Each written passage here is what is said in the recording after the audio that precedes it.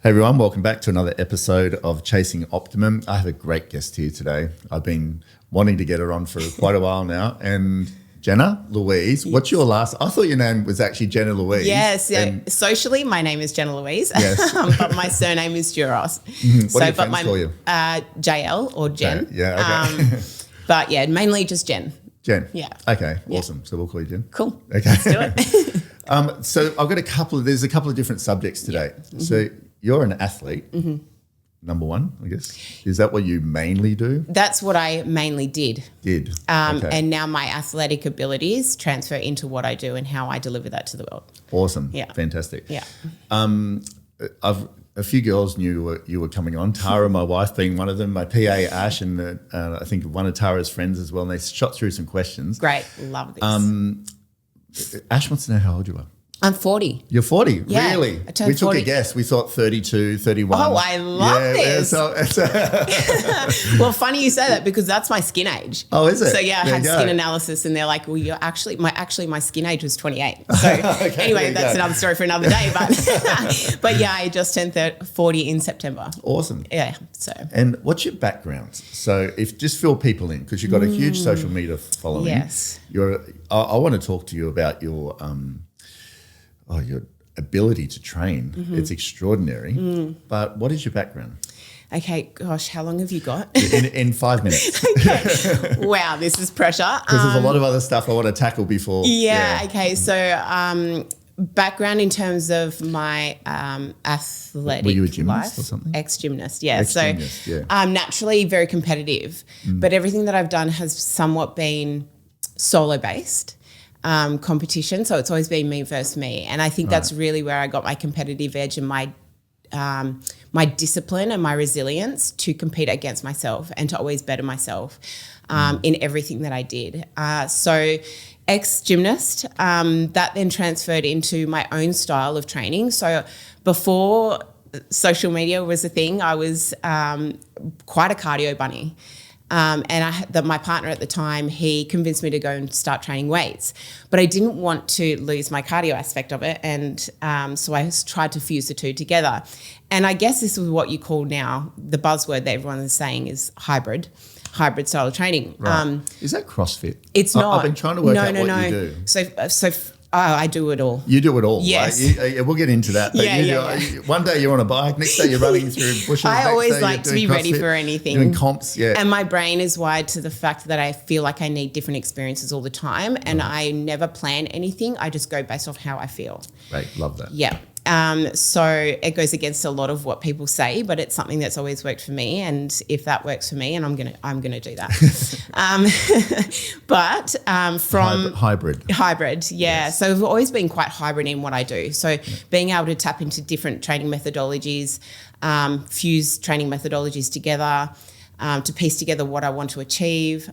So it's almost like a recipe and mixing things into a bowl. And if you want to create something, this is how you do it. And you can pick things out from the shelf and all that sort of stuff. I've never heard of it. And like I'm not in the fitness space, but I'm don't mind fitness things. Yeah. But I've never heard of hybrid. Hybrid. Yeah. That surprises me. Yeah, no. Okay, well, it's flying around everywhere at the moment.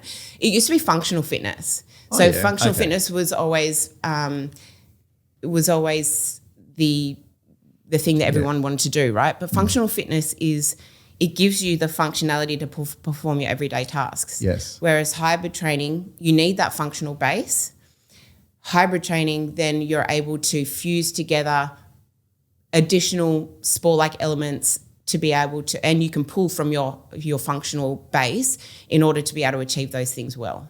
And is that what the yard gym does? Yeah, so because you're attached to, I don't know if it's yours or attached it's to not. It's not mine personally. I work with the yard gym on a global level in terms of, so I'm their performance leader. So I work inside of the brand. I work with the coaches and then I work with the members. Okay. So I'm able to work through all elements of the yard gym and I get to experience it all, which is actually great. And it's great for me because I can fuse in what I absolutely love to do every single day. I'm able to be creative in what I do. I'm able to manage and oversee projects, which I love to do. I'm a manifesting generator. I don't know if you know anything about my human design, but I'm designed to move through this world to respond and create things into something and then hand them off. Awesome. And so that's how I'm designed. How did you work that out? So there's this thing called, we're going on so many tangents right now. I love it. Keep going. There's this thing called my human design. It's still relatively infant in terms of people understanding it and that sort of stuff. And I still need, like I said, there's a lot I need to learn about it. But we've all essentially got a blueprint. A human design blueprint. Yeah, like a fingerprint. Yeah. Yep. It's sort of like your astrology, but this is just the next level.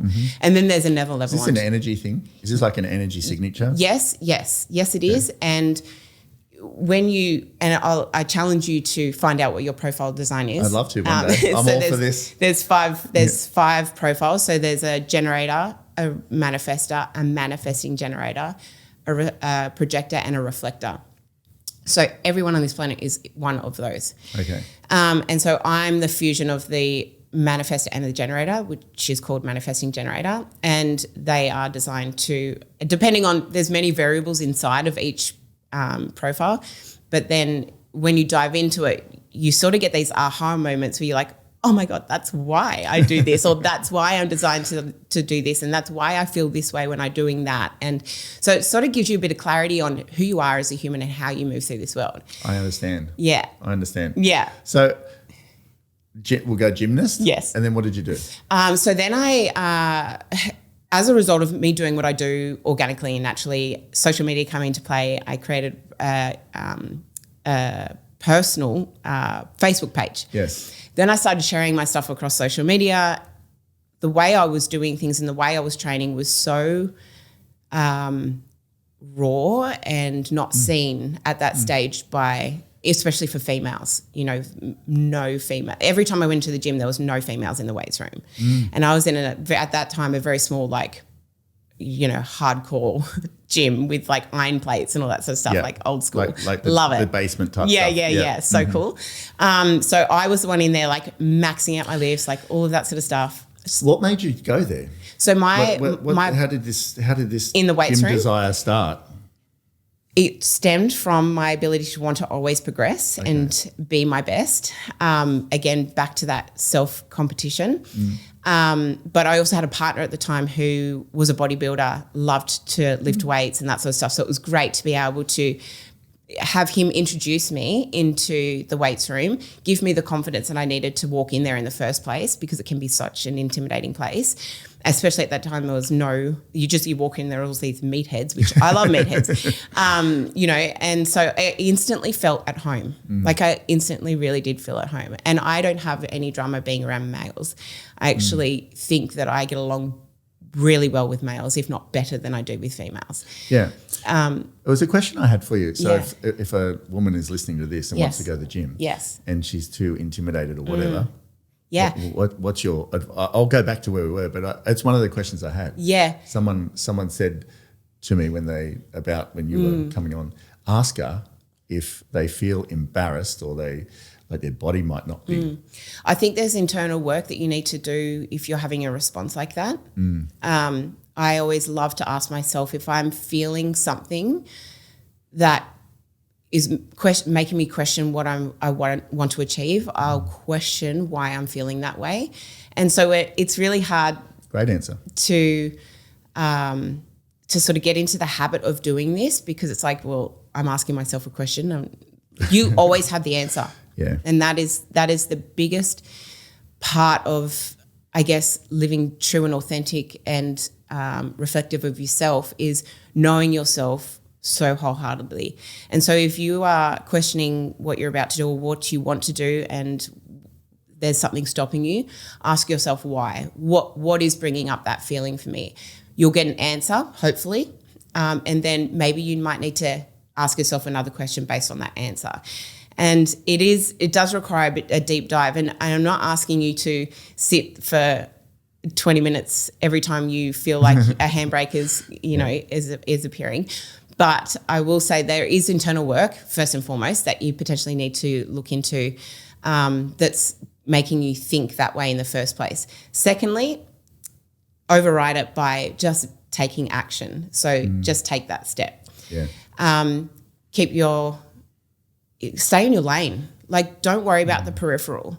And I know it's easier said than done, but generally you can overcome something if you are guided by somebody. So if you're experiencing intimidation about going into the gym, take somebody with you or have a coach that can introduce you. This is why group training is so important and so useful for people who are just stepping into the gym scene in the first instance, because it gives them the confidence to walk into the gym in the first place, know and understand about their body, know what they can actually lift and learn about the weights and, like, you know, it sounds crazy, but learn about, you know, kilos and all that sort of stuff. It's like you need to know what you can physically do as a base to be able to have the confidence to go further and further and further. So that's why group training is so useful and so important. It's really good advice. And I think sometimes we think people are going to be watching us. People don't care. Oh my God, people don't care. That is another anything, part. they cheer you on, really. Like, that's awesome to see.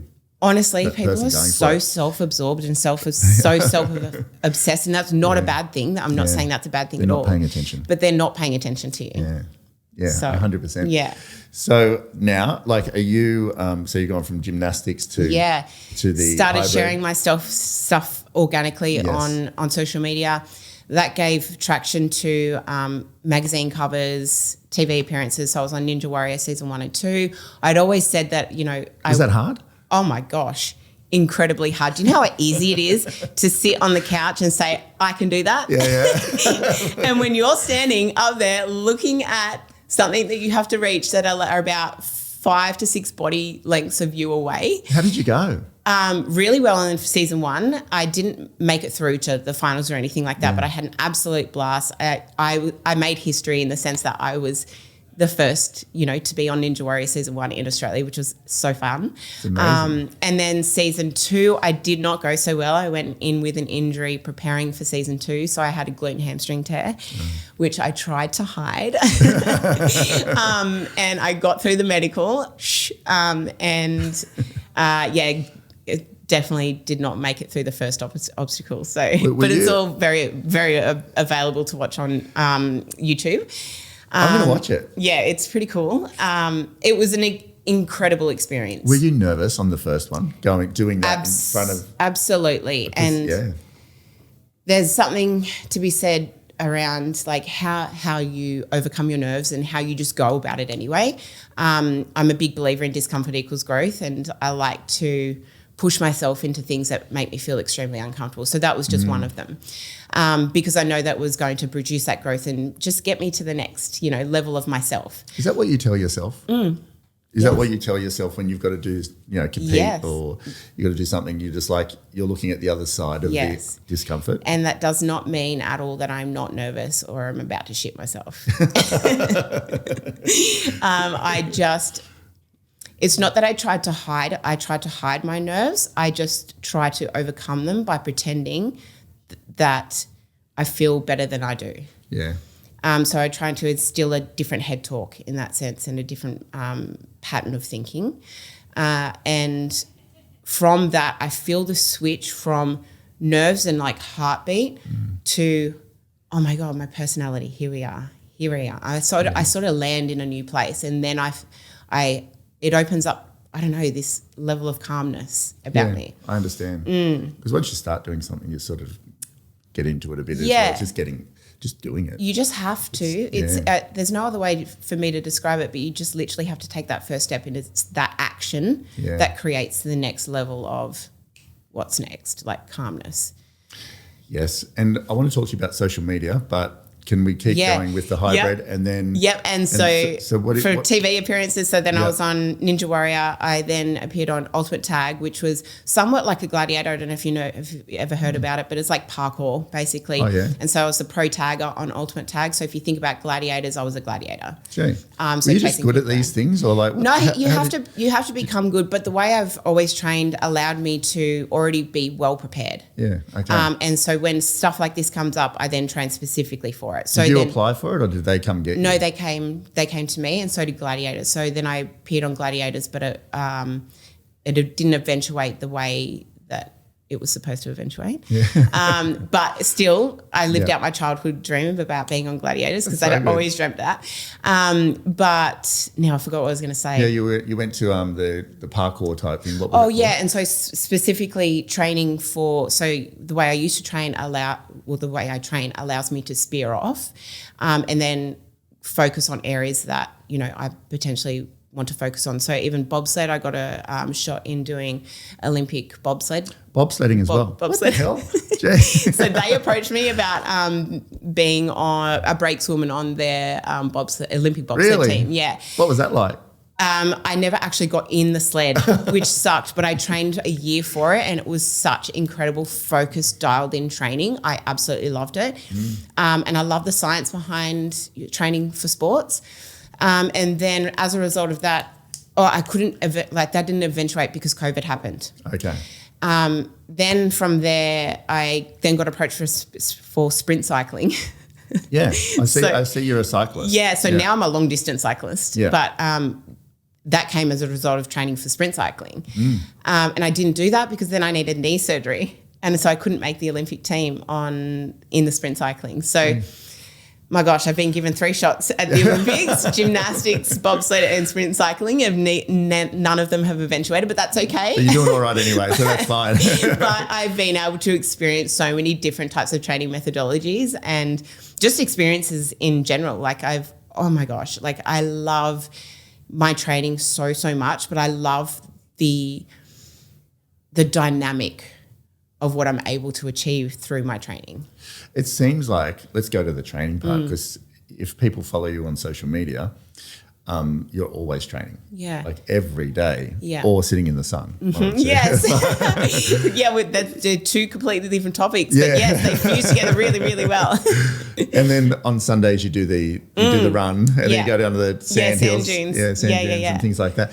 Other days though, I do see you on social and I think, does she get tired? Yes. Yeah. Do you get tired? And is that you're so used to doing it, or do you just push yourself anyway? Do you rest?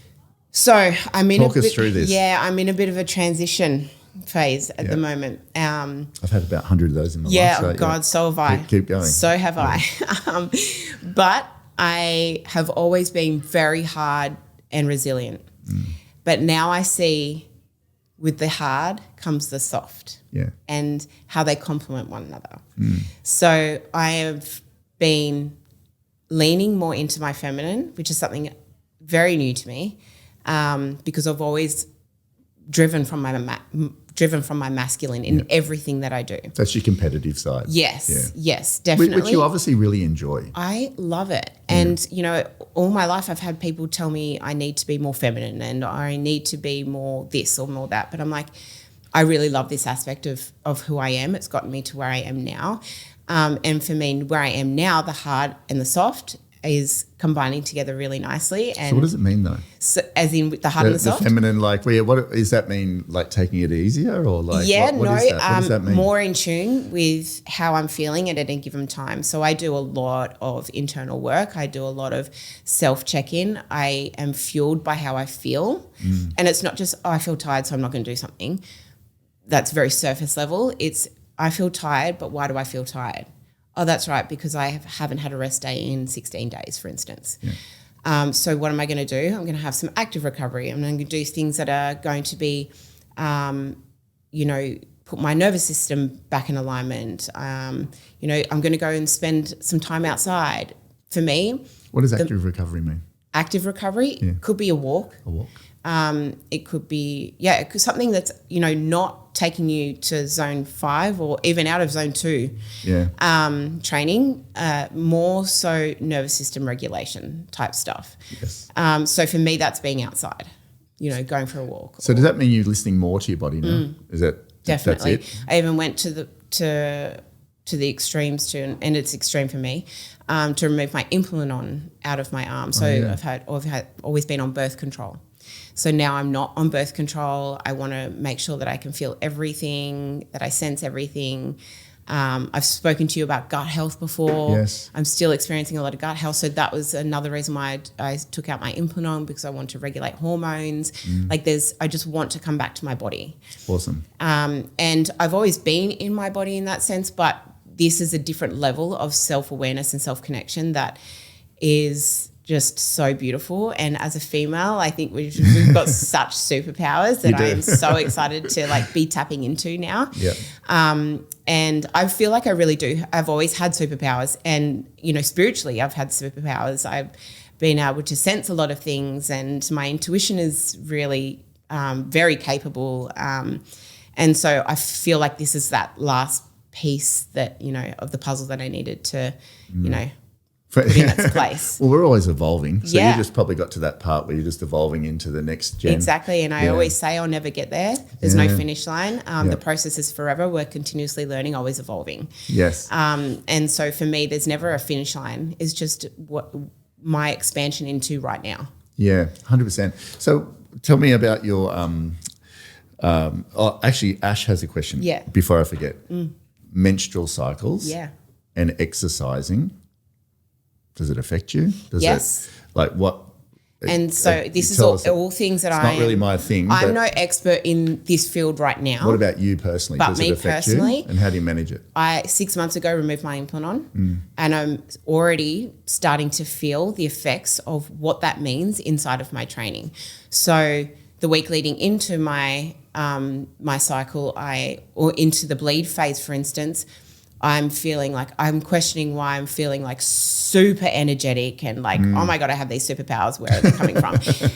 So everyone is different, and you'll feel differently throughout your cycle depending on, and I know that my hormones aren't lining up with my cycle at the moment. I'm monitoring them. So I'm feeling things at different parts of my cycle that generally aren't to be felt if you're on a normal cycle, if that makes sense. Yes. So my timeline is a little bit out. Are you regular usually before? Yes. Like over the years? Yeah, so I never actually... With this much exercise and things? Well, it's hard to say because I was always on birth control, which made me stop my cycle. So the hormones are always there and they're always doing certain things, but they're just in disarray.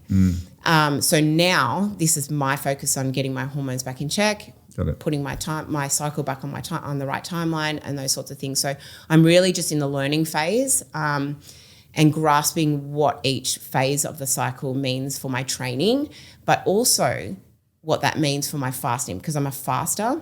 I fast 16 hours minimum.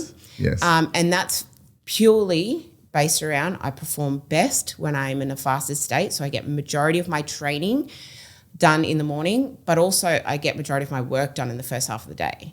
And so by being in a fasted state, I have more clarity, I have more focus, I am not tired, I perform better, I make better decisions. As an ex-gymnast, I've always been a faster. It's just how I was when I was growing up as well.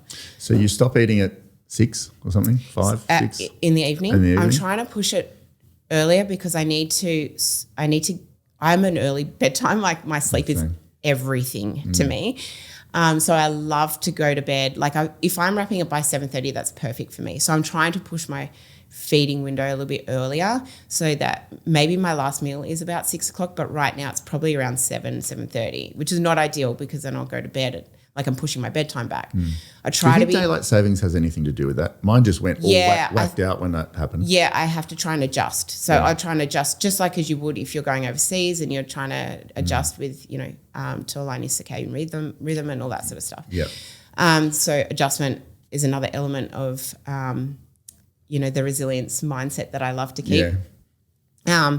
The fasting for me, I'm trying to to push my window a little bit earlier so I can continue my earlier bedtimes, because sleep to me is my priority. So then you eat when? So generally I'll eat, say, if my last meal is at 7 p.m, I might not actually eat till about 11 o'clock the next day. Okay.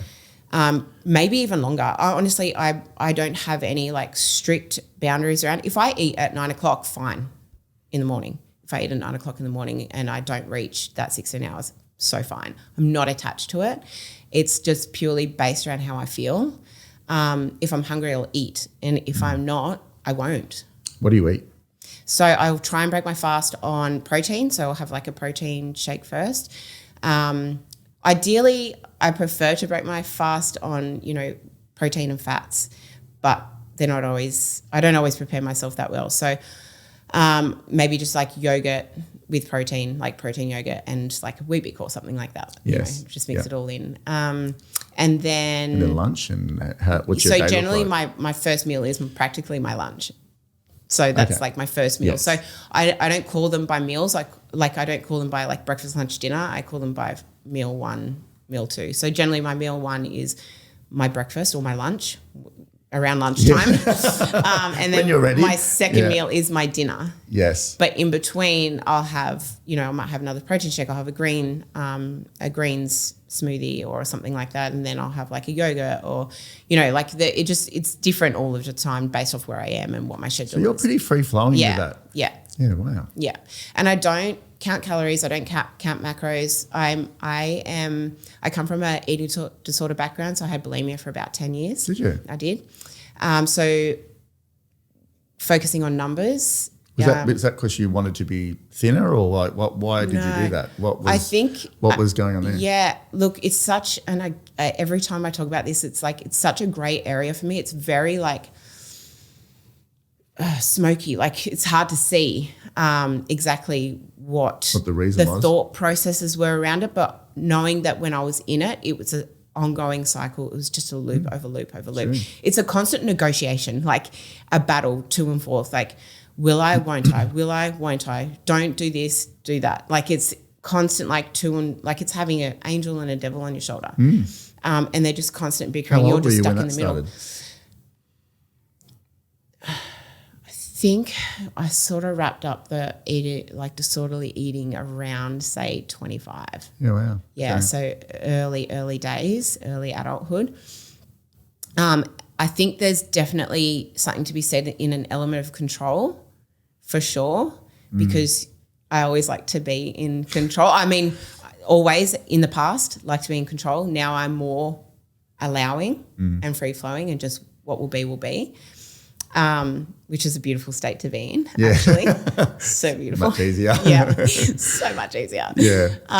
But I still am very disciplined. Was that a lot of work to go from the controlling Yeah. to letting go a little bit and just allowing? And look, I don't think it ever really disappears. I just am able to manage. It's like an addiction. Yeah, for sure. You're just able to manage those feelings and those triggers. I still get triggered, but they're just more like whispers now. Yeah. So they're not yelling at me, and I can shove them away. I'm like, You sort of get a bit more comfortable in life, don't Definitely. you? You sort of, definitely. It's really hard to help guide people out of it as well. Yeah. You just have to be there for them. Totally. Yeah. So do you take supplements? What do you take? Yeah. So I drink whey isolate when I'm having protein. I feel like that's just nicer on my gut. I am very selective now on what I put in my body. So the cleaner, the better, obviously. I like to be as clean as possible. It's like even when I drink coffee, it's like black coffee. So I call it my elite. Yeah. I can still drink black coffee when I'm in a fasted state. But yeah, I generally like to get all of my macronutrients from food. Yeah. And anything additional like protein. Like protein is probably one of those readily available things that I do have every day, the protein powder in that sense, because it just enables you to have more of it. Do you eat meat? I eat meat, but I'm not frequently, I don't frequently eat red meat. Okay. I'll eat it if it's cooked for me. I'll eat, but my main source of protein is chicken, fish. Basically just chicken and fish. Yeah. So Okay, so let me ask you a couple of things. Yeah. Cheat days. So I don't have do you have cheat days? No cheat days. you know Ash what? is like, does she have cheat days? No, I mean, I don't even like the attachment to a cheat day, or even what's the point? or even a cheat meal. Yeah, and like I said before, and you picked up on it, that I'm quite free flowing in how I consume and what I consume. I consume based on how I feel and what I feel like my body needs at that time, or is feeling like after a run, for instance, I might feel like I need to replenish my sugar stores and stuff like that. So I have an OJ. Yeah, like, right. you know, do you take pre-workout? From time to time, yes.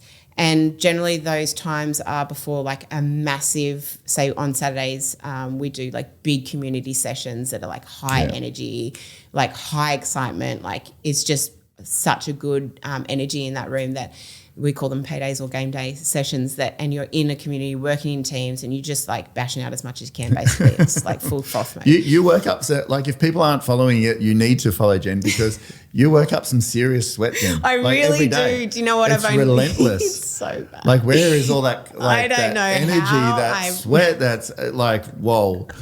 Sweat's the byproduct of the effort that I put in. Oh, absolutely. It's like, I'm like, she trains so hard. Look, how much you sweat definitely does not reflect the work. I think you're working. That you put in, but I definitely put in the work. And every human is different to how much they sweat. Yeah. Me, I sweat a lot. I've only ever met one other human that has been able to outsweat me. So, so yeah, challenge is on. So anyone who wants a challenge, hit me up. So any other supplements you take? Yeah, so take creatine, so 5 milligrams of creatine every day, and glutamine every morning as well. Okay. So I'll take them together every day. Okay. Yeah. And thoughts on Ozempic? Well, I don't have thoughts on Ozempic. No. Okay. I mean, I'm a bit neutral about it, because in the first instance, you know, if it helps shift somebody's state, if they need it and they really need a bit of a head start, a kick, then I don't see why they shouldn't do something like that. But then in that sense, I don't know enough about the product to like the long-term health benefits and that sort of stuff to say, gosh, please don't do it. I think like you say, if they need a kick and a bit of motivation and it just for a period of time, but they need to form the habits flow-on effect around. from that could be so huge. Massive. Yeah. Yeah. Do you drink? Look, I'm not a heavy drinker. And honestly, I now more than ever, I can count probably the amount of drinks I've had in the last 5 months on one hand. That's good. Yeah. I co-own a seltzer company. Oh, do you? Yeah. No way. Yeah, I do, called Gravity Seltzer. So I know it somewhat seems Gravity Seltzer? Yeah. Gravity Seltzer. So it is for the health conscious. So it's very low calorie, very low carbs, like all of that sort of stuff. Low sugar, no sugar. Great flavor. It basically just tastes like a lightly flavored sparkling water. Yeah, where's it sold? In most alcohol, shops? yeah. Most bottle shops. There you go. Everyone has to go out and get the Jen drink. Yeah, it's actually really beautiful. And we've just rebranded, and it's so much more aligned to who I am as a person, which is really nice. It complements who I am really well. That's awesome. And we've got our other co-owners are all athletes as well. So, we put a lot of time and effort to making sure the product is, you know, as clean as possible. So do you see yourself being an athlete? This is not a question that any of the girls have asked, but do you see yourself being an athlete for a long time? Like, is that, you know, because at the levels you run, it's, is that sustainable for a long time? Yeah, look, I've definitely experienced injuries, lots of them throughout my career. I want to be an athlete for as long as I can be an athlete for. I want to move my body for longevity. I want to move my body for quality of life more than anything, not so much quantity. I'm not focused on the length of my life. I'm focused on how I'm living my day each day and how much fulfillment I'm getting out of that. So however long my athletic career continues on for, you know, is what it is. I'll always find ways to adapt. Yeah. I mean, obviously we want to be fit all our lives, but like at the levels you run, I'm like, how does she sustain? Because I definitely don't run. You're going for a bike ride, then you're going in the gym, and then you like later you go, oh, I'm pretty tired, and then you're back in the gym again. And I'm like, does she ever stop? Is that how you live every day? Yeah, I try to balance my activities out. So if I definitely don't run as much as I used to run and as much as I'd like to run. Yeah.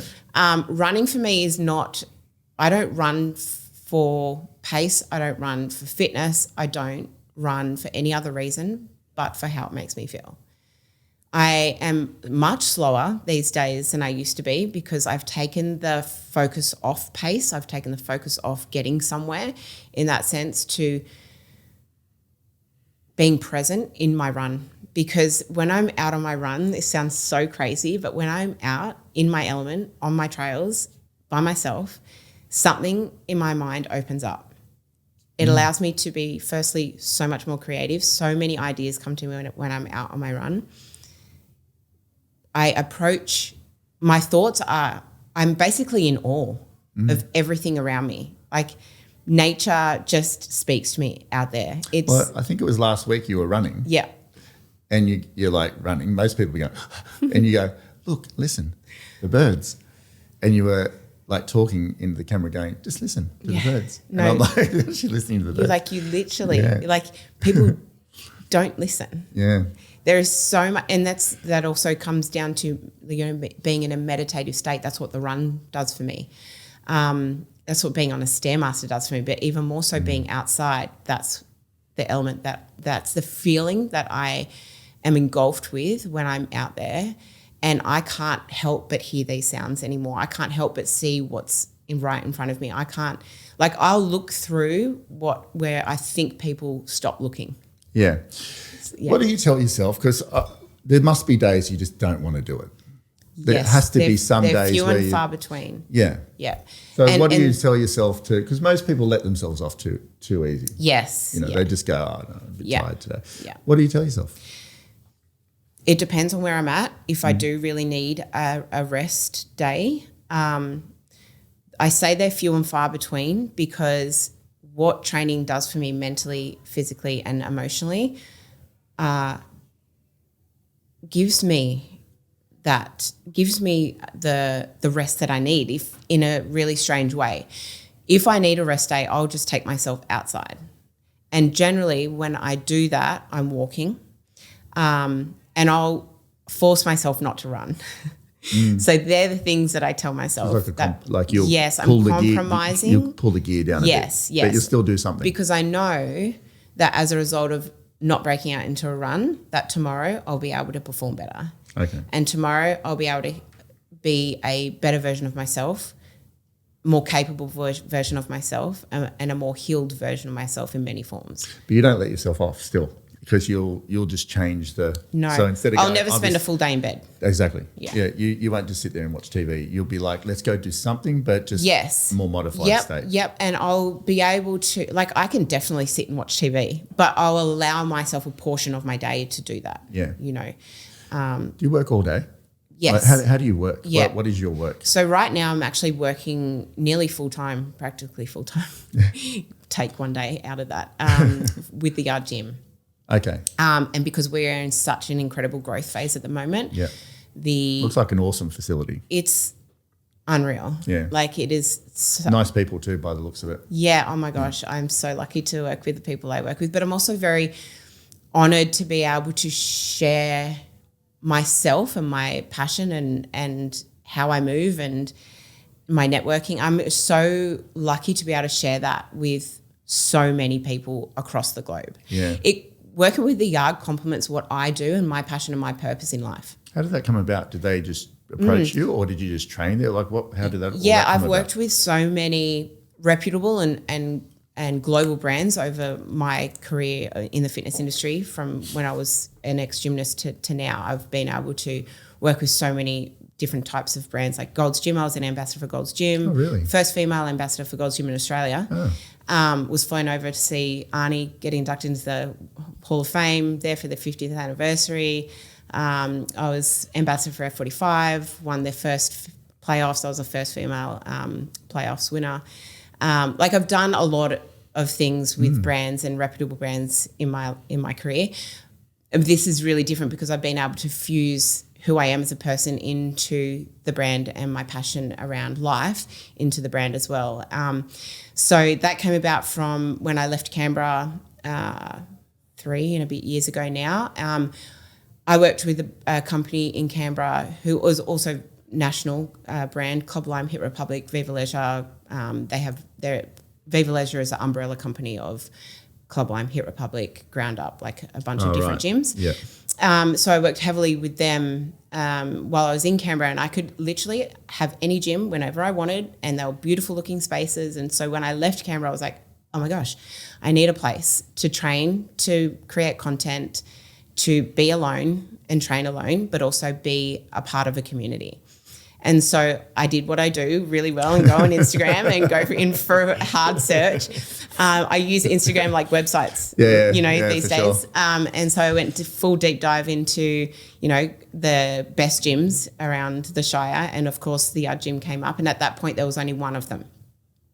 So I went straight to their DMs and I said, hey guys, I've just moved here. It was literally like within days of me moving there because I'm like, I got to get my shit sorted. Yeah. And I didn't want to stop the flow of what I had going. And so anyway, I slid into their DMs and they're like, please come on in. So I went in for a session and the founder, Dan Bova, was there at the time. And when I finished the session, he was obviously watching, but when I finished the session, he was like, whoa, your energy in this place is great. We'd love to stay. Like we'd love to have you, and basically gave me a key. Oh, awesome. So yeah, and so from there I was very heavily working on my own brand and in my own world in that sense. But then over time and over the last few years, that sort of developed into more major roles and I guess like evolved into where it is now. And I am not in one role. I oversee a lot of the business operations and I have an ability to tap into various different departments across the Yard Gym, which is actually really cool. So I kind of get to have a little, bits and pieces of everything and everybody inside of the company. And so, and Muscle Republic, are you like a sponsored athlete or something? Yeah, like so I've worked stuff with them. So I've worked heavily with them for the last 8 years. Very loyal to Muscle Republic. They've been. Do they design your own wear? Like so I had a signature range, which is really cool. So it took 2 years to generate that, and so it's really being able to inject what I needed as a hybrid athlete, if we want to put a label on it, to be able to do everything that I do basically. So what we were able to create was a range of clothing that could do it all. Okay. And I wanted to have a range that if I was going on a run, this is what I'd wear. If I was going to train in the yard, this is what I would wear. If I am going to ride my bike, this is what I'm going to wear. Like I wanted to have an ability to pick and choose. And I understand that, you can do it all and people love to do it all. And I wanted to create a range that was able to do that. Yeah, that's awesome. Yeah. So are they your main things, like the Yard Gym and the Muscle Republic? Yes. And then I have your seltzer. Yeah, and my gravity seltzer. Yeah. And, I have my own training and nutrition app as well. That's right. Yeah, I have big plans for that. I want to make what I do and what I offer free and accessible to everybody. I'm working on that. For free? For free. I want to, and it's a reflection of what I offer on my Instagram basically and through social media is that people come to my page for workout motivation, for workouts. Like basically I give everything that I want to be able to give everything away for free. Did you have a social media strategy or it just happened? Like personally, I don't have a social media strategy. I create and implement social media strategies, and that's a big part of what I do for the Yard Gym. But for me personally, I've always been so organic in my approach and what I share across my social media, and its growth. I've never paid for content in the sense I've never paid to boost anything. I've worked with companies who boost my content for their brand exposure and that sort of stuff. But personally, I've never had a written strategy. It's all based around my organic approach. Doing very well. Thank you. If there's a young girl watching this and she's like, I want to be like Jen, and then she wants to build her social media, what should she do? I'm happy to have a chat. Yeah, I know. I'm so passionate about. But what's some tips? What's some tips she could? Honestly, my biggest wish for people who are starting an online platform of any sort, social media, is please, please, please know who you are and honor that, and be transparent and organic and authentic in that sense, because that's going to allow you to push out content organically without pressure that speaks true to you or your brand. Yeah, it's true. There's a lot that goes into that, because when you build a brand, and especially a personal brand, it's not just about building a brand and making it look a certain way. You have to do so much internal work to understand yourself as a personal brand, or yourself as to why you're building a brand. Yeah, there's a lot of deep dives that I like to do with people when I'm working one-on-one with clients around building a brand. Are you coaching people? Yeah, do you coach people now? I do, and I don't. Is that I don't advertise it. Yeah, so I actually work with. I coach coaches inside of the Yard Gym, so I'm an educator in that sense inside of the Yard. So I work globally with all of the coaches inside of the Yard. So we call our education onboarding weeks, but then there's ongoing educational content and material that we push out, and even face to face and all that sort of stuff. So I'm actually about to go on a week around Queensland to do just that. Awesome. But yeah, and then so I do that, but then I also work one-on-one with people in various aspects of life. So it's not just fitness, but people will come to me saying they want to build a brand, or they want to get into fitness, or they want to do this, that, or the other. But I won't understand what they truly need until they have a conversation with them.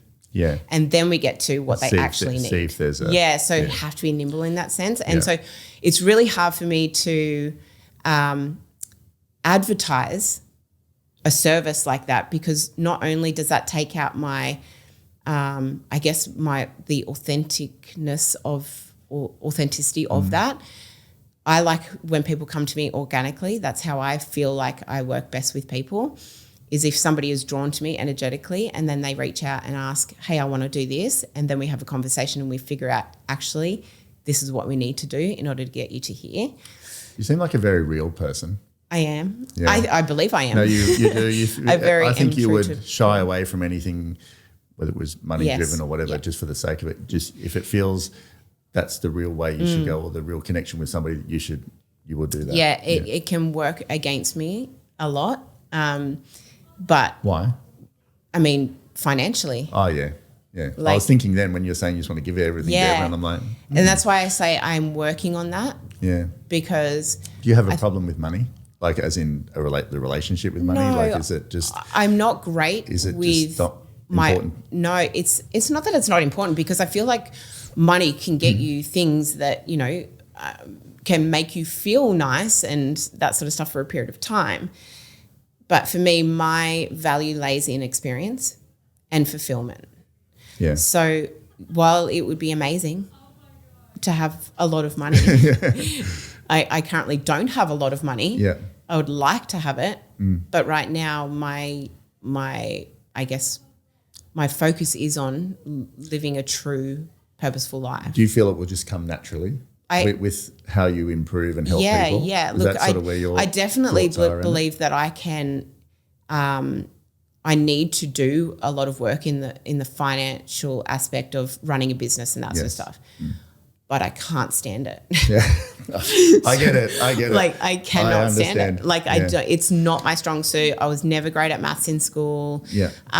So in that sense, I am doing myself a disservice by not focusing on that, and I'm very aware of that. But my brain capacity to focus in on that is nearly at zero, and so I need to either put people in place to do that. I'm not there yet. Yeah. I just haven't got to that yet. Can I please talk about Cohen? Yes. Is that all right? Yes. Do you mind? Yes. I might. I'll try and stay strong. Yeah. So Cohen Ray was, and I didn't know this, but you had you two had a relationship. Yeah. We've known each other for 8 years. Yeah, he just passed away recently. Yes. And I, saw on your social and things like that. How are you coping? And we're, Look, we're a month in. Yeah, I know. I wasn't going to, but before yes, we I want to be open, honest, and transparent, and that's why I was called to share my vulnerabilities, how I've been sharing them across social media. We can go back to the no. I just want to be respectful at the same time as well. So, but I do want to honour what we had, but also I want to honour what he has done for people. Yeah, absolutely. He has saved so many lives. But yeah, how I'm coping, it's honestly been a moment-to-moment situation for me. In the very first far out week, 2 weeks, oh my gosh, I'm very lucky to say that in my 40 years of living this physical life, I've never experienced grief to this extent. So in a sense, I'm grateful for not having to experience such pain in my life, but experiencing it now, I am so much more aware and connected to myself that it is somewhat, I see the beauty in it as well because of the growth that I've even received in the last month as a result of this. And I know that it's Cohen also moving me through this. We had a very spiritual, energetic connection to the point where, this is going to sound crazy, but we could literally astral project in our dreams to one another. Oh, I get it. So what we shared was very, what's the word? Not like your everyday relationship. It's like a deep relationship. It was incredibly deep, and we had an incredible understanding of one another, of where we were in our life, an incredible understanding of what we had experienced in past relationships, that the way we went about our relationship in the last year and a half, near to 2 years, was incredibly organic, natural, spiritual, deep, and just authentic. Like, there was no pressure around labeling. There was no pressure around, where are you? Why haven't I heard from you? Like, I can't explain it any other way than we were just so well connected that we didn't need those answers. It's like in a flow state. It was beautiful. And now I realize that was so perfect for me where I am in my life at the moment. It was such a perfect relationship, and it was just so beautiful. We shared a lot. We shared, I think the greatest memory that I have of Cohen is his heart. And not just the heart that he gave out so beautifully to everybody else, but his literal physical heartbeat. For a man who had so much heart and so much emotion and so much care and love for the people around him, but for the world, it was no wonder why he had such an incredible heartbeat. Yeah. His heartbeat was, it sounds so crazy to focus in on this, but that is the one thing that I am going to remember for the rest of my life, is how much his heart beat. And sharing that with him was just, beautiful. Every time he spoke, I was just so engaged. So how are you processing this? Obviously, it's difficult, but if someone's going through grief and listening to this and looking at what you're up to, honestly, like what are you doing to? I'm feeling my emotions, and I'm not once throughout this entire process have I tried to blanket my emotions. I've allowed myself to feel every single ounce of them. I have been able to feel myself move through them, And as a result, I have felt my heart open like it's never opened before. And so much compassion for myself, but also compassion for like people around me. I've always been quite a compassionate and understanding person. I'm very intuitive in that sense. But this has just unlocked a new level for me, and it's changed so much of who I am on the inside. Like I'm adapting to a new way of being at the moment. So with that comes its challenges, but it's not a negative at all. At all, it's very much a positive. I'm just trying to work through how to land day to day. Yeah. And there's so much now that I realize that I would focus on previously that does not matter at all now. And what truly matters to me now, and my mission is just so much greater now. And, you know, my messaging is so much greater, and I am leaning into who I truly am and who I truly always have been. And I really want to open people's eyes to who we actually are. I've done a lot of work with plant medicines over the years as well, which has helped me get me to this state, and I've been able to really lean on what's evolved through those journeys as a result of Cohen passing and processing my grief in that sense. I was actually even called to do the day I found out that he passed. I was called to sit with 5-MeO, which is like toad venom. It's one of the quicker heart opening journeys that you can have. But I was able to speak to him. Really? A week after. So I sat with the medicine a week after, and I was able to speak to him in that journey, which gave me so much. I didn't go in with the intention of speaking to him. I was just called to do the journey and sit with the medicine. And as a result of listening to that, I was able to hear him and engage with him. And that's so good. Yeah. And that must have been helpful. It was. People say inside of grief, and part of the grieving process is anger, but I've throughout this have not felt 1 ounce of anger, because I completely and utterly understand his why. I do. I understand.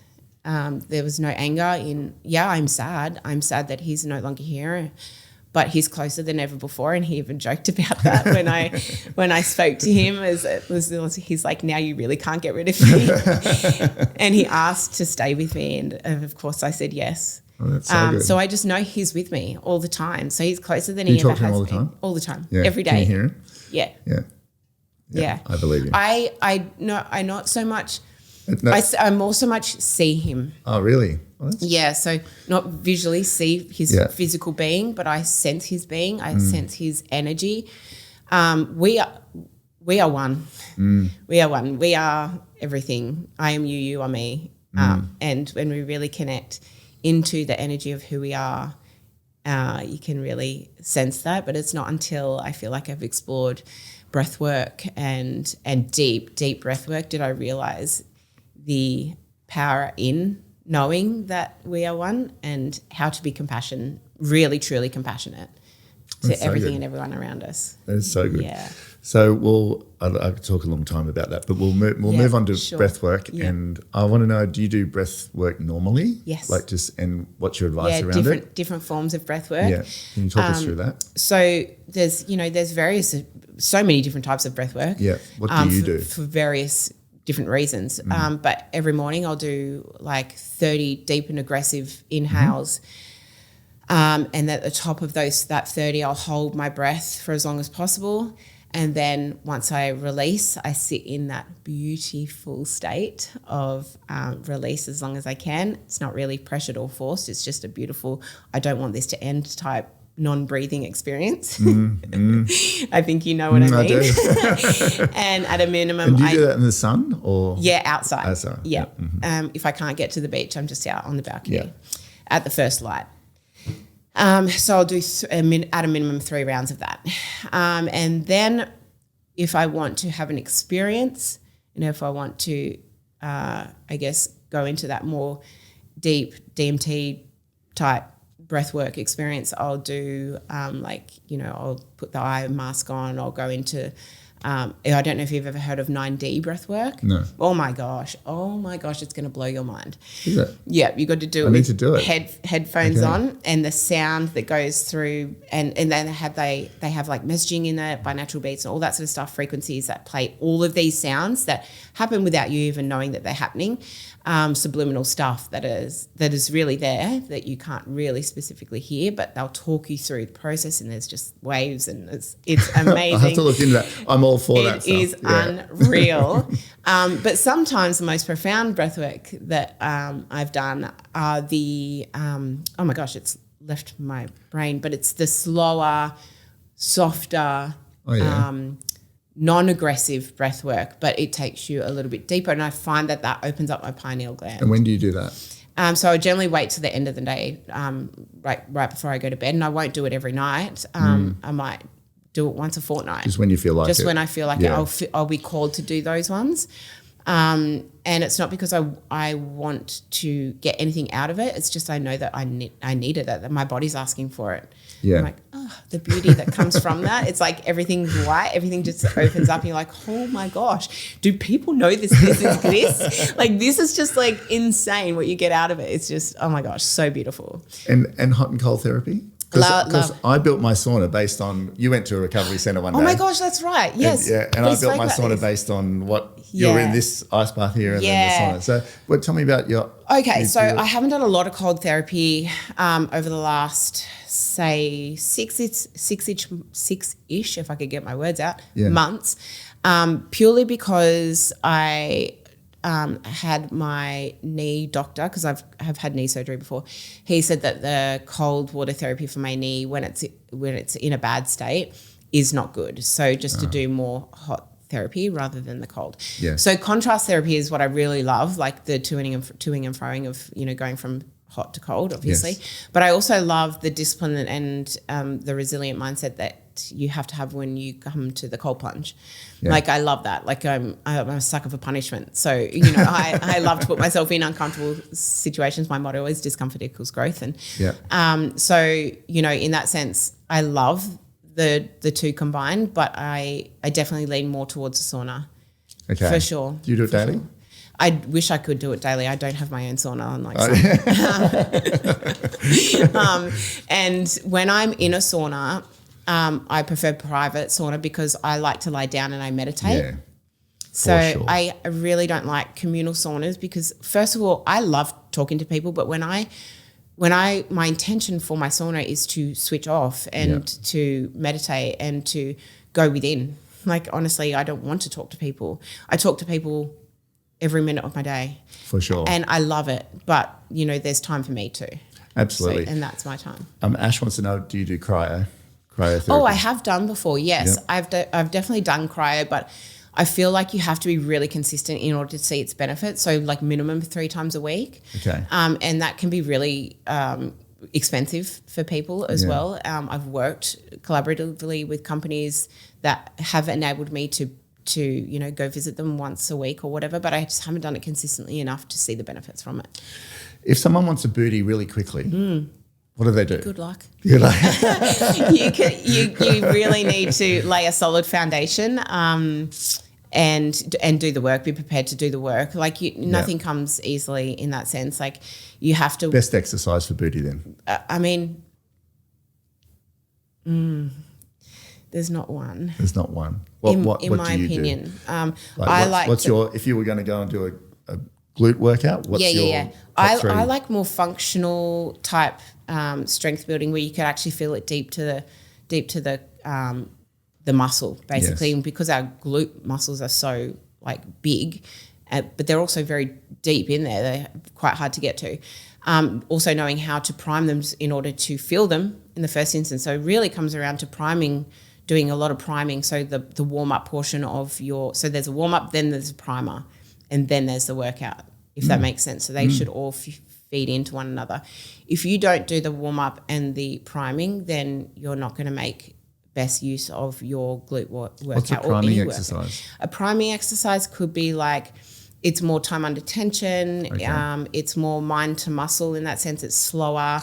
It could be, say, a one leg up on the wall, so you're actively pushing into the wall with one leg while actively pushing down on the one that's on the floor. Yeah. And you're doing And slower. It's like a slow deadlift, for instance, but you're actively pushing into the wall, actively pushing into the floor while you're lifting the weight off the ground. We'll have to watch a video on that. Yeah, I've just posted one, Have actually. you? Okay.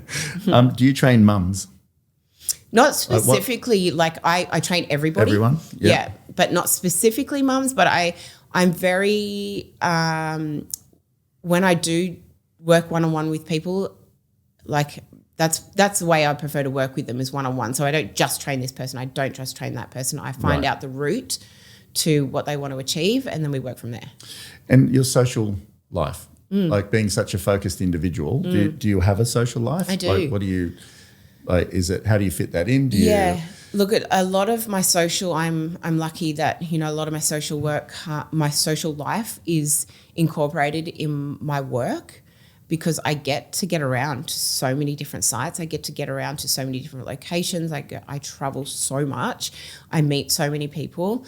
I get to engage a network and talk to people every single day for the majority of my day. Yes. So in that sense, that comes socially to me. That is part of my social life. The gym has always been my social place. It always has been. I go in there with the intent to work out, of course, but I also love the byproduct of being a part of a community as a result of joining a gym. But then I also do love to, spend some quality time with the very few friends that I have that I can spend quality time with. And I say that in a positive way. Like, I have limited friends, real friends.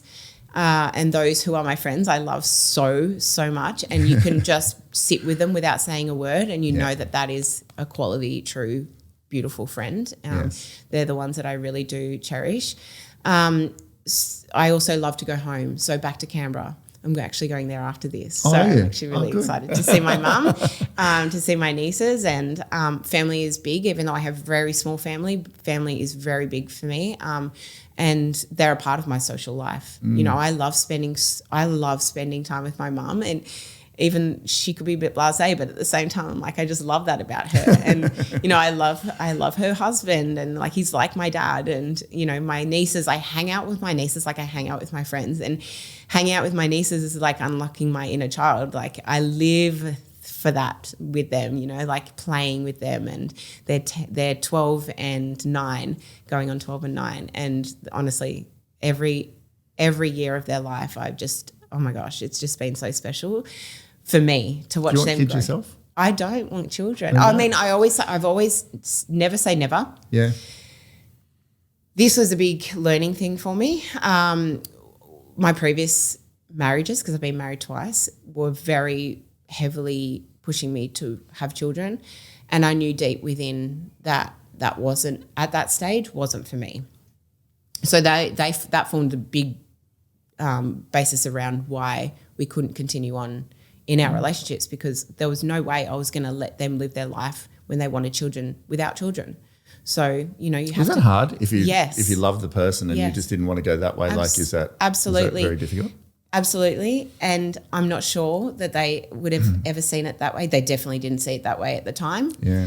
But I don't know, I've always been different in that sense that one day, hopefully, you'll see that this was the best decision for you and your future. Yeah.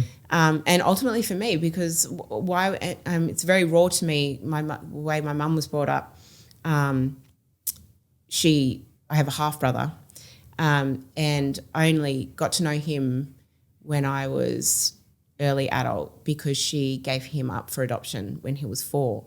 And that was as a result. Yeah, that was as a result of her being there was a lot of trauma in her childhood when it came to her brother and her father.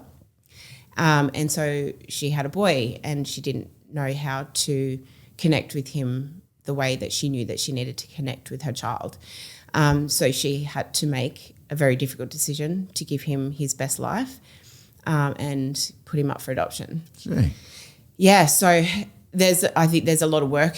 There is a lot of work that I have done through medicinal journeys that have helped me unfold her trauma and focus in on that. I truly believe I'm here on this physical existence to break the cycle. And I am definitely on a mission of that. And so I've had to dive in and break a lot of cycles from my family generation and generational trauma. And part of that has been my mum's stuff that she hasn't been able to face and I don't want her to face. So I've taken that on for myself and it's been excruciating at times, but I know how to handle it. I've worked through how to care but not carry, and go through that journey for people who haven't been able to do that for themselves and heal as a result. Yeah, wow. Yeah. That's amazing. Yeah. I've just got a couple of last questions. Yeah, I'll let sorry, you I go deep into everything. No. Look, it could go for hours, this one, but we'll keep it sure. Keep it shorter. But your relationship with your body, like as a woman, Yes. this is actually a question from I don't know if it's Ash or Tara or one of the friends. What is it like? Now, before, if someone doesn't have a great relationship with their body, what's your advice around that? Cool. Like, now my relationship to my body is so I don't know how to put this. I don't know. I feel so at peace with myself. Whereas my past with disorderly eating, having bulimia for 10 years, I was extremely hard on myself. I hated myself, and that's not a good feeling. And I look back at myself. Did you not like the appearance of yourself? Or I did you didn't. not There like was just so the much feeling I of didn't. yourself? What was that? Yeah, there was so much I didn't like I'm about just curious. myself because I was very hard on myself. Because I think I always thought I could be better. And while I had so many people complimenting me, but I didn't believe it. Like now when people give me compliments, it's still a bit of a battle in my mind. I appreciate where they're coming from and I say thank you, but I hear the trueness when it is an authentic compliment. I hear that. Whereas before I didn't hear that. I just blocked it off. So it was all very internal for me, whereas it's never been about externally looking a certain way for somebody else. It's always been how I feel about myself. So in that way, I've always been hard on how I felt, how I looked, and what I wanted to be for myself. And so that's why I was always quite disciplined in everything that I did, because I'm like, no, this has to be this way because it's going to give me this. But now I'm like, I am understanding of just being so at peace. Like I've had to do so much work to get to where I am now.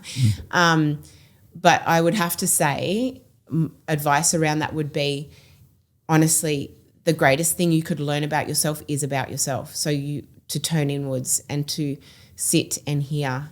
And for a while, you probably aren't going to hear anything.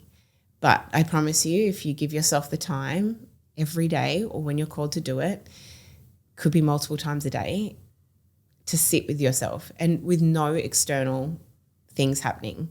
Yes, you can do this guided, so you can do it audibly and guided. And if you're really struggling, then I encourage you to start that way. And when I say guided, putting in headphones, looking up, I use Insight Timer, which is an app that I just found. One of my friends shared it with me, and it has been an absolute godsend. Like the amount of content that's on there for anything and everything is incredible.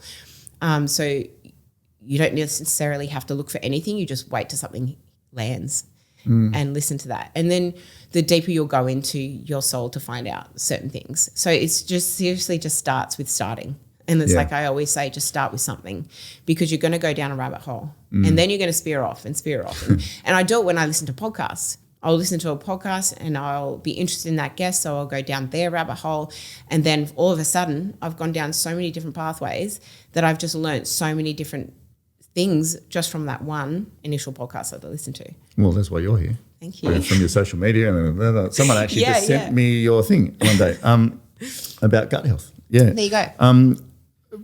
How did you stop the bulimia? Did you just stop one day? Like what obviously an intentional decision around I want to stop. But you just had enough?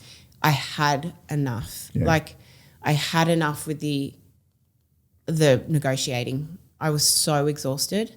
I was so tired. I wasn't able to retain muscle. That was one thing. I was very, very lean, like extremely lean. And what I wanted to achieve, having those bulimic habits was definitely did not complement the lifestyle I was living. So the combination of I was just tired from it. I was tired from the however many times a day I'd have to go through that cycle. It's been exhausting. So exhausting to what I actually really wanted to achieve. They weren't working together. So I knew something had to change, and I'm like, okay, if I can just get through this next meal, and this is how minuscule it was for me, if I could get through this next meal without having those thought processes, or without, let me start again, if I could get through this next meal without falling into the trap of taking action, the negative action of the bulimic habit, then maybe I could do the next meal. Maybe I could do the next meal. Maybe I could a micro step at a time. So micro. So over time, that turned into a day of not exercising those bulimic habits. Over time, that turned into a few days, over a week. And Did then you go back again and then start again? Yeah, for sure. Like there was definitely times like a where I'm relapse type thing? okay, I've just undone all that hard work. Yeah. But I didn't sit in that for too long in the Just sense that I back on just, the horse. okay, I'm back on. It's okay, I'm back on. And so, I mean, again, it's a grey area. I don't know how long it took. I'd like to say maybe a year of like maybe falling back in. But the period between when I did became greater and greater and greater and greater. And I've not exercised bulimic habits in over a decade. Awesome. Yeah. Well done. Yeah. You're gonna help like I said, there was whispers. There's still those triggers, but they're whispers. And I think there's a lot of people that can relate to what you're saying. Yeah. For sure. A couple of quick questions before what are you doing for your gut health, by the way? I need Podman in my life. I can God. help I've you been with that. tickling with him. We'll talk later on that. Yeah, cool. I will help you on that. How do you hold your camera? When you're running? I'm 0.5. It doesn't bounce or anything. No. What are you doing? I don't know. What are you doing there? I've got pretty good arms. Are you just holding it? Yeah, so I 0.5. So I use the back facing camera. Yeah. I put it on 0.5. The back facing camera. Yeah, always better quality. Didn't know. Yeah, the front facing camera is not cool. And I've actually got an older phone. So like when I upgrade, I'm not going to know myself because the newer phone has the stability aspect of it. I don't need that. The sports mode, I think they call it. You know how many times I've watched your story? Yeah. Like, how is she holding her phone? I said to Jack before you come, I've got to ask her. Has she got a handle or something? Look, I literally, Right. I literally do 0.5 and I turn it around and hold it up. No on way. angle. Yeah. That's so good. There you go. There's the secret. So that is the trick. But yeah, 0.5 will change your life, by the way. Yeah. And is that on everything? Yeah. 0.5? Not everything. Only when I'm talking to the camera or doing a selfie. Does with that make people it in go wider? Yeah, it does. It gives it a bit of a fisheye, so it captures more of the. So it widens the lens, so you can get more in. But it does distort a little bit. But like when I use 0.5, I don't. It's not the intention of using like professional material to push out through my grid or anything like that. It's giving people a real life perspective of where I am and what I'm doing. So where do you put your phone after you've done that? When I'm running, I hold it in my hand. Yeah, my bicep gets a really good burn. I know I really shouldn't, but I run with music or, I just, always have my phone on me. It's a bad habit. And it's one thing I'm really trying to get out of the habit. This is one thing Cohen was at me all the time and I have to fulfill his request now. Yeah. But to not have my phone next to my bed and like all the radio. Yeah, all of the... Honestly, I really can't do that. Life-changing. I leave it in the kitchen now. But I listen to like frequencies and white noise and all that sort of stuff when I sleep. And I'm like, I really have to come up with a solution here. Cohen's going to make you. I know, because he sleeps with nothing. Yeah. He sleeps with like no sound. And so, when we spent nights together, it was okay because I had him. But like the silence at night wakes me up. It's weird, but like the sounds that I sleep with keep me so I know. So anyway, I've two quick questions. So what's your training schedule look like? So do you when you train, is it just get in and do one thing? Is it one body part when you're strength training? Yeah, it depends on what I've got coming up in terms of events. Yeah. So my events will dictate how I train, how often I train, when I rest, all that sort of stuff. Within a reason, I'm firm but flexible. So I have what I want to achieve in a week, and how I achieve them is flexible. So the day before, just for someone listening, the day before, do you plan the workout the next day? The night before I go to, night before I have an idea of what I want to achieve the next day, but I'll always wake up and ask myself how I feel. Mm-hmm. So I always do a check-in. And then let's say, for instance, I don't feel like being around people, I'll go out for a run instead of going into a group session. Mm-hmm. Or if I feel like I need a bit of an energy boost, I know I need to be around people. So I'll go in and do a rig or a turf session in the yard. And I do that every day. But there are days where I'll replace that in the morning with a run. Because so do you do weights? Sorry, I do. Cut you off. I do. So should women be doing weights? I believe everybody should be doing resistance training for sure. Because sorry, I didn't mean to cut you off. There's scientific proof around, resistance training and longevity and quality of life and all of that sort of stuff. So yes, I definitely believe that people should be doing resistance training, but I also believe that people need to equally prioritize being outside. Okay. And cardio, and weights a day, or like cardio every day, not every day? Is a perfect start. You don't have to be a runner. You don't have to go be a cardio bunny. Like, you don't have to have a gym membership in order to be able to achieve all-round wellness. I believe if you are resistance training and you're complementing that with walking or jogging, fast-paced, like even walking along the beach, that's going to get your heart rate up because the uneven surface. I honestly believe that resistance training is a foundation of quality of life for sure, and being able to move for longer. Yeah, yeah. The high intensity aspect of that, gets the metabolic rate going, your metabolism going and fat burning, and that, like, you get all these byproducts as a result of doing high intensity training and that sort of stuff. But what is nicer outcome from all of that is the community aspect of, high intensity training and being in a group training scenario, is that you are gifted with a community. If you allow yourself to be part of that, you are gifted with something pretty special and, fulfilling as a result of being in a group training environment. So if a woman was just going to the gym, I don't mean a woman, like you're obviously an expert in that area because you're a woman, but if a woman was going to the gym, and should she do, like, let's say 3 times a week, should she do 2 muscle groups, 3 muscle groups, 1? Like, when you're first being introduced, and this is why I always say that group training is the best way to introduce somebody into a fitness regime. Okay. Because from that group training, you are going to understand your body more. You're going to understand its perceived limits. So that tunes into your mind as well. What you're able to physically lift, set goals, like all of that sort of stuff. So it gives you an understanding of where you're at, and then give you an ability to plan your goals out.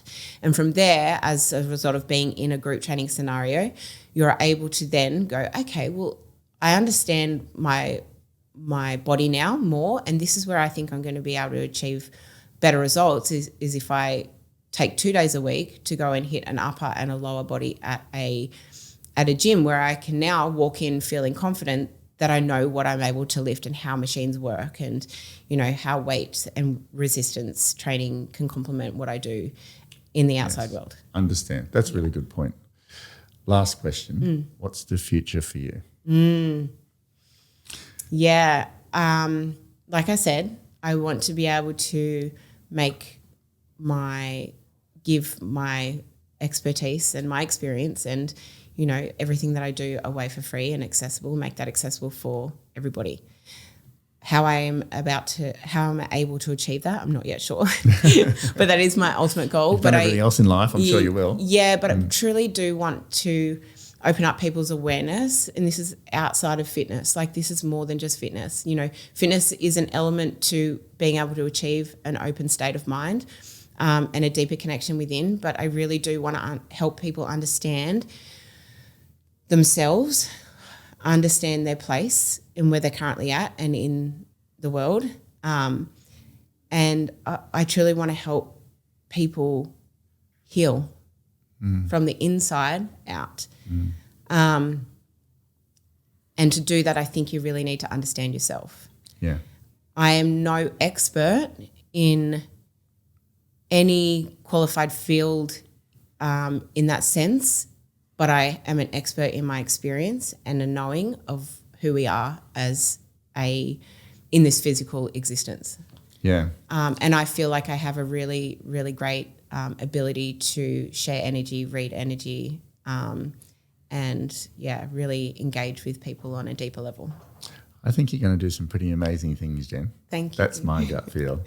Thank you so much. I really appreciate you coming. It's been awesome. Oh my gosh, it's so good. And everyone should be following you. So everyone listening to this, follow. It's Jenna Louise, isn't it, on your Instagram? Yeah, Jenna Louise. Yeah, follow Jenna Louise. You'll just be tired watching her, but very motivating. And please just know that there's more to my social media front facing than just training and workouts. There's so much that goes. There's so much more deeper layers than that, and I think I'm definitely tapping into that and sharing that now more so than ever.